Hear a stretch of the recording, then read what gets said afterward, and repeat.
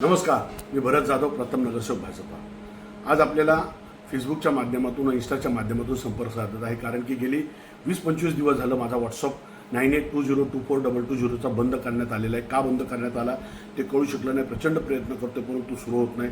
कुणाची नजर लागली देवाला माहिती आहे। परंतु आजचा सर्वात महत्त्वाचा विषय आहे तो आपल्या महानगरपालिकेच्या माध्यमातून सोसायटीला व व्यापारी संकुलाला पुरवण्यात जाणाऱ्या कचऱ्याच्या सुक्या व ओला कचऱ्याबाबत डस्टबिनची वितरण पद्धती।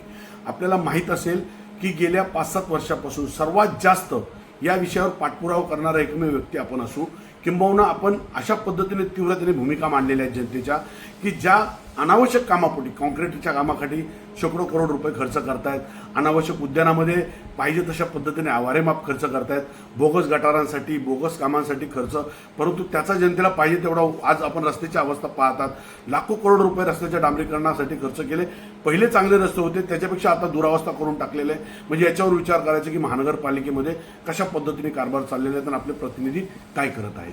मला फार खेदाने व्यक्त करावं वाटतंय, पण जे काम करायला पाहिजे त्याकडे दुर्लक्ष करायचं आणि जे काम केलं नाही त्याच्यावर आयत्या पिठावर रेघोट्या मारण्यासाठी त्याचं यश घेण्याचा प्रयत्न करायचं। आपल्याला विनंती आहे, लिटर बिनच्या डस्टबिन किंवा ह्या कचऱ्याच्या डस्टबिन आहेत त्या महानगरपालिका स्वच्छता विभाग आपल्याला वितरण करणार आहेत। माननीय आयुक्त साहेब व माननीय उपायुक्त घनकचरा व्यवस्थापन यांच्या माध्यमातून त्या मंजूर झालेल्या आहेत। ती प्रक्रिया पूर्ण होऊन याच्याबाबत लेखी आपल्याला उत्तर दिलेलं आहे। आपण वारंवार केलेला पाठपुरावा, सोशल मीडियाच्या माध्यमातून केलेली निवेदनं आणि आता सोसायटीच्या दरवाजावर येऊन आपल्याला स्वच्छता विभागाचे अधिकारी थोड्या दिवसात डस्टबिन वाटप करण्यात जाणार आहे।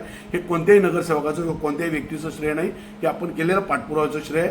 आता कोण म्हणेल आम्हाला लेटर आणून द्या, आमच्याकडे या, अजिबात कुणाकडे, माझ्याकडे सुद्धा याची गरज नाही।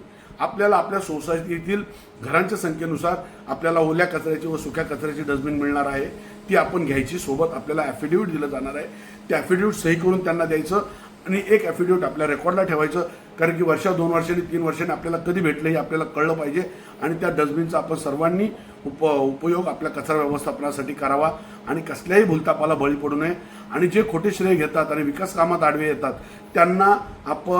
त्यांना धडा शिकवा येणाऱ्या निवडणुकीमध्ये, कारण की असे काही थोड्या प्रमाणातले विचित्राने विक्षिप्त लोक भाजपमध्ये देखील आलेले आहेत। मला माहिती आहे भाजपचे आमचे वरिष्ठ नेते याची नक्कीच दखल घेतील आणि असल्या लोकांना दूर करण्याचा प्रयत्न करतील। म्हणून आपल्याला हात जोडून विनंती की याचा विषय आपण विषयाचं गांभीर्य लक्षात घेऊन याची सत्यता पडताळावी आणि नंतरच येणाऱ्या निवडणुकीमध्ये आपलं अमूल्य मत द्यावं, एवढीच विनंती। धन्यवाद। जय हिंद, जय महाराष्ट्र।